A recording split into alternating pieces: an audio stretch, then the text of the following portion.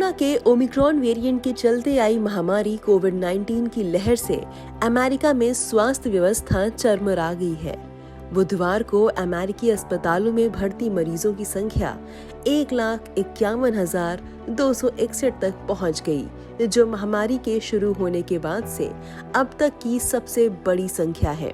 बढ़ते मरीजों के चलते अस्पताल में उनकी देखभाल करने वाले कर्मचारियों की संख्या कम पड़ती जा रही है। अमेरिका स्वास्थ्य एवं मानव सेवा विभाग के आंकड़ों के हवाले से मीडिया रिपोर्ट में कहा गया है कि 19 प्रांतों में 15% से कम आईसीयू बेड खाली हैं।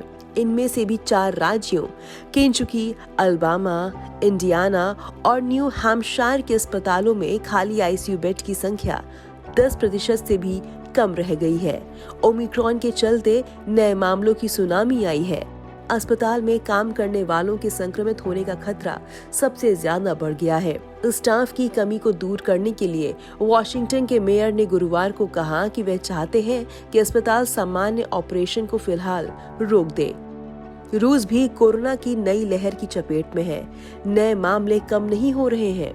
पिछले 24 घंटे में 23,820 नए मामले मिले हैं और 739 मौतें हुई हैं। कुल संक्रमितों का आंकड़ा 1,07,00,000 को पार कर गया है।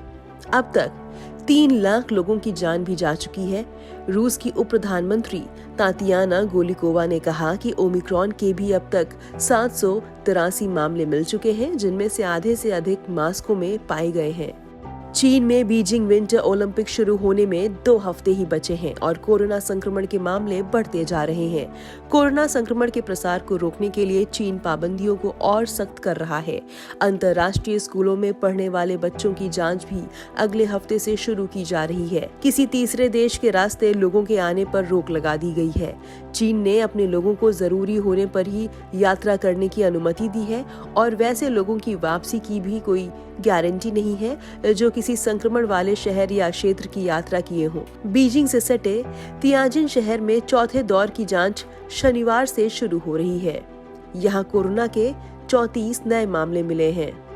ब्रिटेन में किए अध्ययन में सामने आया है कि युवाओं और बच्चों में ओमिक्रॉन संक्रमण के चलते अस्पताल में भर्ती होने के मामले अधिक मिल रहे हैं, लेकिन ज्यादातर में हल्के संक्रमण है। ओमिक्रॉन बहुत तेजी से फैल रहा है और इसी की वजह से मामले बढ़ रहे हैं।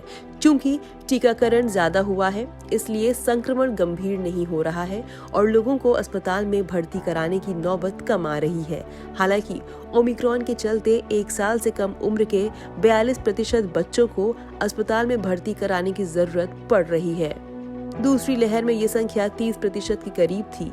इटली में कोरोना संक्रमण के 1,86,253 नए मामले मिले हैं और 360 लोगों की मौत हुई है। एक दिन पहले 1,84,615 मिले थे और 316 लोगों की मौत हुई थी।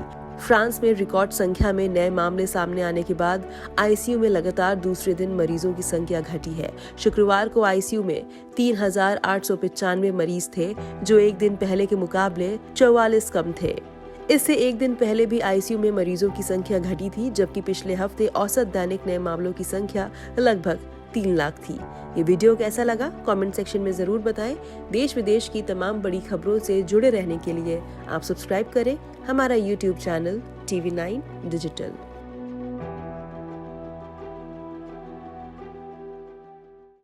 कोरोना धर्म नहीं देखता, जात नहीं देखता, अमीर गरीब ऊंच नीच नहीं देखता। कोरोना सिर्फ मौका देखता है, लेकिन आप उसे मौका मत दीजिए। बस इतना कीजिए, जब कभी दफ्तर से बाजार से घर लौटिए तो इतना ख्याल जरूर रखिए कहीं आपके साथ कोरोना आपके घर तो नहीं जा रहा। भूलिए मत, कोरोना अभी जिंदा है।